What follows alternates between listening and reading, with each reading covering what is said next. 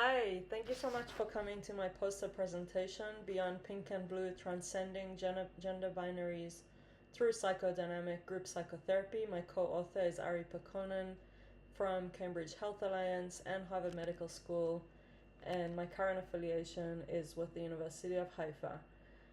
The group that we developed is called the Transcend Group to address the lack of research on group psychotherapy for trans and gender diverse adults. The nature of group work has specific implications for TGD individuals who benefit from a sense of belonging and from reduced stigma in a TGD-specific space. Despite these benefits, there is a lack of research and literature on group psychotherapy with TGD adults. Our current study discusses the group establishment and details its themes and interventions. We offer 2 clinical vignettes that demonstrate the utility of psychodynamic group when working with TGD adults. This group therapy approach is an important addition to the ongoing development of interventions for TGD individuals and offers a resource for clinicians who seek to work with this population. I'll present to you just a little snippet from the vignette. You can go to the full article. The link here is on the poster. So the group was often struggling with the question of whether gender is a fixed construct or something more fluid and ever-changing. Some group members wanted to find new names and labels for their identities, struggling with the tension of fixed versus fluid identity. Gerald, obviously a pseudonym, is a multiracial, recently divorced lawyer in his 60s. He had been living his life as a heterosexual cisgender man, but had long experienced a sexual fantasy in which he imagined himself as a woman. Gerald had repressed aspects of both his sexuality and gender at great cost to his well-being and functioning.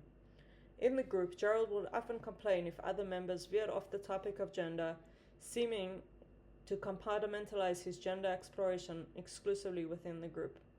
At the same time, by wearing dark-tinted glasses or turning his camera off, he struggled to allow the group to see and to get to know him. We wondered if this behavior allowed Gerald distance from his self-image and might make it less threatening for him to be present in the group. Yet, this disembodied presence created a barrier for the group to engage with him, and members often expressed concern for his well-being while gently trying to include him in the conversation. The introduction of a new group member, Rami, a white trans woman in her 60s, presented a challenge to Gerald's aloofness. We noticed that it was difficult for Gerald to hear Rami's story, causing him to miss or show up late to subsequent sessions. However, during one group meeting, Gerald worked up the courage to ask the group for ideas on how he might explore a more feminine gender expression. Rami, in a typical bold manner, addressed Gerald directly and asked him about his previous experience of going into women's clothing stores and offered suggestions for places where many trans women like to shop.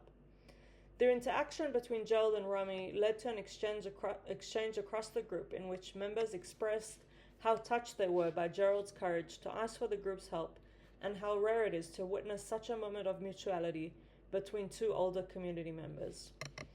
I will end with recommendations for working with TGD clients, and these are recommendations that you can adapt to any group that you might be running, because as we know, gender diversity is something that might be present in any group. So one recommendation to consider is co-therapist selection. Having a trans co-leader can contribute to the feeling of safety for potential group members, as well as acknowledging our own countertransference and potential transphobic countertransference and general clinician self-awareness about gender and identity. In terms of recruitment, we rarely recommend signaling commitment to gender diversity in recruitment materials by stating group leaders' pronouns, adding trans and gender diverse symbols and colors to flyers. In terms of screening and preparation of members, group leaders explicitly shared their gender identities. That's what we did with our group.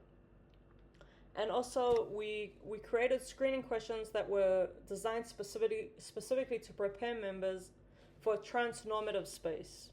We also did not assume a fixed gender identity, and we also did a lot of psychoeducation about the difference between process groups and support groups. Another thing that would be important is in terms of identity and group progression, and that would be acknowledging that group members may have a fear of misgendering other members. Members might not feel trans enough and worry about taking up space. We also think it's important to transcend categories of medicalized transition and affirming that members belong to the group regardless of where they might be on their gender journey.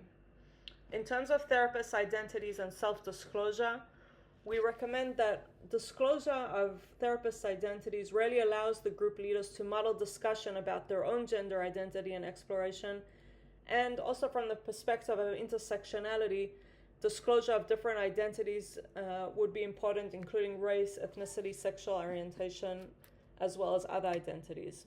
In terms of supervision, we really think it's important to have a supervisor who is knowledgeable and experienced with trans and gender diverse adults, and also just acknowledging that supervisors themselves may also have transphobic countertransferences. Thank you again for coming to the presentation. All the best.